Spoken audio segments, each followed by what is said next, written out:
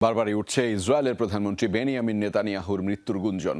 এক্সে ভাইরাল হওয়া একটি ভিডিওতে তার হাতে 6টি আঙ্গুল দেখা গেলে মুহূর্তেই তা নিয়ে তোলপাড় শুরু হয় নেট দুনিয়ায়। অনেকের দাবি মৃত্যুর খবর চাপা দিতেই এআই দিয়ে প্রধানমন্ত্রীর ভিডিও বানিয়ে তা প্রকাশ করছে তেল আবিব।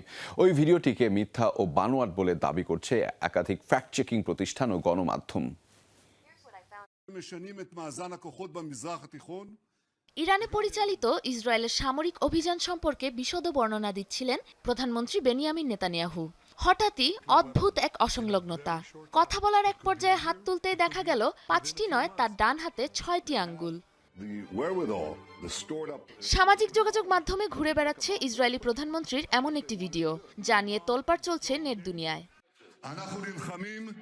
অদ্ভুত এই ভিডিওটি ঘিরেই জোরালো হয়েছে নেতানিয়াহুর মৃত্যুর গুঞ্জন। গেল বেশ কিছুদিন ধরে জনসম্মুখে আসছেন না ইসরায়েলের প্রধানমন্ত্রী।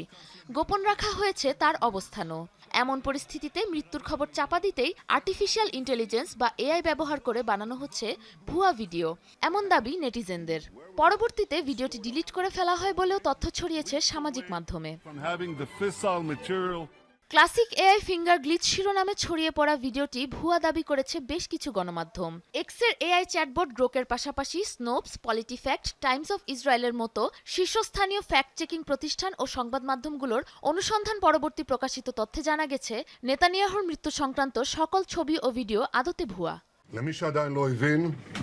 সামাজিক যোগাযোগ মাধ্যম এক্স কর্তৃপক্ষ জানিয়েছে, ভুয়া ভিডিওটি ইসরায়েলি প্রধানমন্ত্রীর অফিসিয়াল অ্যাকাউন্ট থেকে পোস্ট করা হয়নি, তাই ভিডিওটি ডিলিটের প্রশ্নও ওঠে না।